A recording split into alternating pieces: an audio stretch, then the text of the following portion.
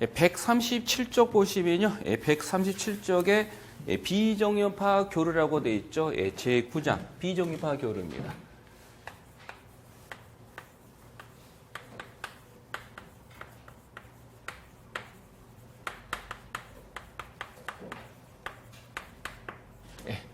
제9장이 비정연파 교류인데 요걸 다른 말로는 뭐라고 부를까요? 그렇죠. 외연파라고 부릅니다. 그래서 어떤 책에서는 비정연파, 어떤 책에서는 외연파라고 되어 있는데 비정연파나 외연파나 같은 겁니다. 네, 봅니다.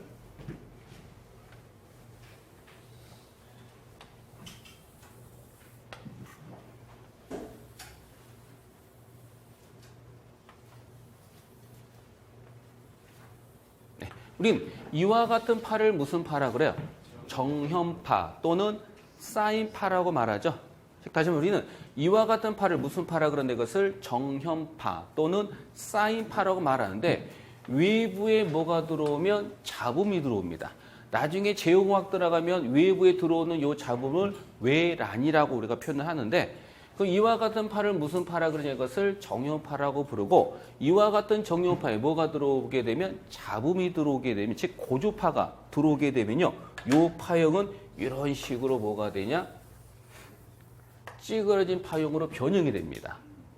왜 그러냐면은 처음에는 이렇게 출발을 하다가 외부에서 뭐가 들어오면 잡음 고조파가 들어오면 이 정연파하고 그 고조파가 합쳐집니다.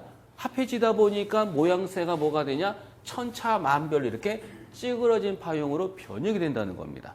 우리는 이와 같은 파형은 정연파가 아니다. 그래서 비정연파라고 부르고 사인파가 아니다. 그래서 비사인파, 찌그러졌다. 그래서 그것을 외형파라고 부릅니다. 다 같은 말입니다. 그래서 비정연파, 비사인파, 외형파 다 같은 겁니다. 그런데 비록 파형은 찌그러졌지만 이것도 하나의 일정한 주기함수예요. 보세요. 요 놈이 출발해서 어디까지 온 다음에 여기까지 온 거 보셨죠? 또 여기에서 똑같은 파형 계속 뭐가 되냐? 반복이 되는 겁니다. 그래서 우리는 이와 같은 파를 비정연파라고 부르는데 비록 파형은 찌그러졌지만 일정한 하나의 뭐냐? 주기함수가 되는 겁니다. 그러면 이와 같은 파형을 비정연파라고 부르는데 이와 같은 비정연파 교류는 그럼 도대체 어떠한 것들로 이루어졌는지를 물을 거야.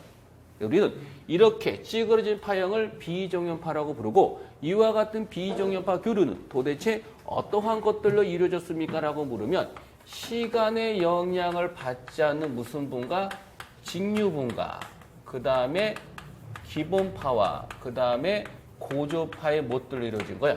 합들로 이루어진 겁니다. 그래서 비록 파형은 찌그러졌지만 일정한 주기함수. 그럼 도대체 비정연파 교류는 어떠한 것들로 이루어졌습니까? 라고 물으면 시간의 영향을 받지 않는 직류분과 그 다음에 기본파와 그 다음에 고조파들로 이루어진 것을 비정연파 교류다라고 부릅니다. 그래서 시험 문제에서 어떻게 나오냐? 요 놈들을 뭐가 돼? 사지선다니까 4개가 주어진 거고 다음 보기 중에서 비정연파 교류를 구성하는 성분이 아닌 것을 뭡니까? 라고 물을 때 직류분, 기본파, 고조파 왜 있는 것을 찾아주시면 되고 아니면 요 놈을 보기에 딱 주어지고 다음 보기 중에서 비정연파 교류를 구성하는 성분으로서 옳은 걸 찾아라 그럴 때 직류분, 기본파, 고조파 합이다라는 요 놈을 보기에 있는 것을 보기에 찾으시면 됩니다. 이렇게 해서 한 문제가 나오고 이제 두 번째 문제는 이게 나옵니다. 처음에는 이와 같은 정연파로 진행이 되다가 외부에서 뭐가 들어오면 잡음이 들어오면서 요 파형은 이렇게 뭐냐 찌그러진 파형으로 변형이 되는 겁니다. 맞나요? 그럼 이렇게 찌그러진 파형을 뭐라고 부르는데 이것을 비정연파라고 부릅니다. 그런데 비록 파형은 찌그러졌지만 일정한 주기함수입니다. 맞나요? 그러면 처음에는 이와 같은 파형으로 진행이 되다가 외부에서 잡음이 들어오면서 요 파형은 이런 식으로 찌그러진 파형의 변형이 되는 거예요. 근데 비록 파형은 찌그러졌지만 일정한 주기함수. 즉 다시 말해서 두 번째로 나오는 게 바로 뭐냐 하면은 비정연파 교류는 비록 파형은 찌그러졌지만 일정한 주기함수를 갖고 있습니다. 그래서 두 번째로 여러분이 기억할 것은 바로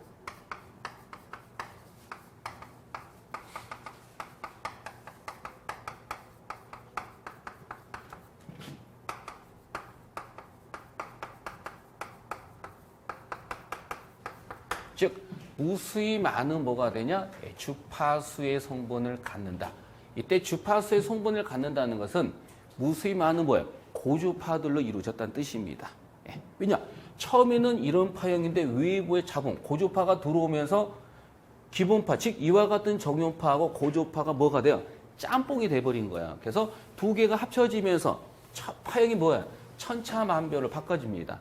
그럼 외부에 고주파가 들어왔다는 것은 바로 뭐냐? 무수히 많은 뭐야? 주파수의 성분을 갖는다는 얘기입니다. 알아두시고요. 그 다음에 세 번째가 뭐냐? 요겁니다. 그러면은 처음에는 이렇게 생긴 정연파였다가 외부에서 고주파가 들어, 즉 잡음이, 즉 고주파가 들어오면서 파형이 찌그러진 거죠. 그러면은 처음에는 이렇게 진행이 된 파형인 겁니다. 근데 외부에서 고주파가 들어오면서 이와 같은 정연파하고 고주파가 나중에 짬뽕이 되면서 모양새가 이렇게 뭐냐? 파형이 찌그러지게 된 거죠. 그러면은 요 안에는 하나 파가 있는 게 아니라 여러 가지 파형이 동시에 들어오면서 파형이 찌그러진 겁니다. 그럼 도대체 이 안에는 어떠한 고주파들로, 즉 어떠한 고주파들로 이루어졌는지 우리 분석하는 게 있어요. 그걸 우리는 뭐라고 불러요? 푸리에 분석이라고 부릅니다. 용어는 어떻게 쓸까요? 즉 다시 말해서 처음에는 이렇게 생긴 무슨 파였어요? 정연파였는데 외부에 뭐가 들어오면서 여러 가지 고주파, 잡음이 들어오면서 파형이 정연파하고 고주파가 합쳐지면서 파형이 이렇게 변형이 된 겁니다. 그러면은 요 안에는 어떠한 고주파들로 이루어졌는지를 따지는 게 바로 뭐냐? 푸리의 분석입니다. 그래서 요거는 어떻게 쓸까요? 용으로 나옵니다. 간혹.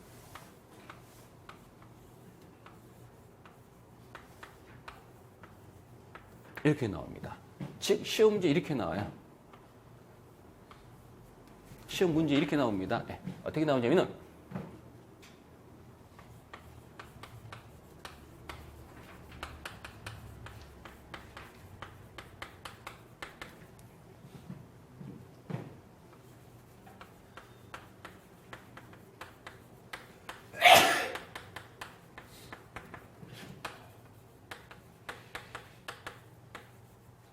즉 비정연파 교를 여러 개의 정연파의 합으로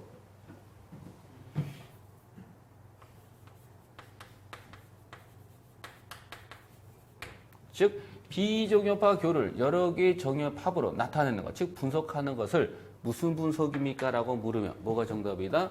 푸리의 분석입니다. 그래서 시험 문제는 요 자체가 단골로 출제가 잘 됩니다. 이거 기억해야 됩니다. 그래서 비정연파 교를 여러 개의 정연파 합으로 나타내는 것, 즉 분석하는 걸 무슨 분석? 푸리의 분석이다라는 것을 여러분이 기억해 두시면 되는 겁니다. 그러면 이와 같은 비정연파 교를요, 제가 함수, 식으로 제가 한번 나타내 봅니다. FT는 요식 외울 필요는 없습니다. 제가 비정연파 교류를 제가 함수, 식으로 제가 나타내 본다면 이거 외울 필요는 없어요. 바로 시간의 영향을 받지 않는 직류분 A0 플러스에 바로 A1의 코사인 오메가 t 플러스 A2의 코사인 2 오메가 t 플러스 A3의 바로 코사인 3 오메가 t 플러스 이런 것들로 뭐냐? 무지하게 합쳐져 있을 것이고, 이때 코사인 8호만 이루어진 게 아니라 또 뭐로 이루어졌냐면은 사인 8호도 이루어집니다. 바로 B1에 뭐가 되고 사인의 오메가 t 플러스 B2의 사인의 2 오메가 t 플러스 B3의 사인의 3 오메가 t 플러스 이런 것들로 무지하게 합쳐져 있는 걸 뭐라고 부르는데 이것을 비정연파 교류다라고 부르는 겁니다. 그러면 요 식에서 자 보세요. 요 식에서 오메가 앞에 뭐가 생략됐어요? 1이 생략됐죠. 그럼 우리는 오메가 앞에 요 1이 나온 걸 뭐라고 부르는데 이것을 기본파라고 부르고요. 오메가 앞에 지금 뭐가 나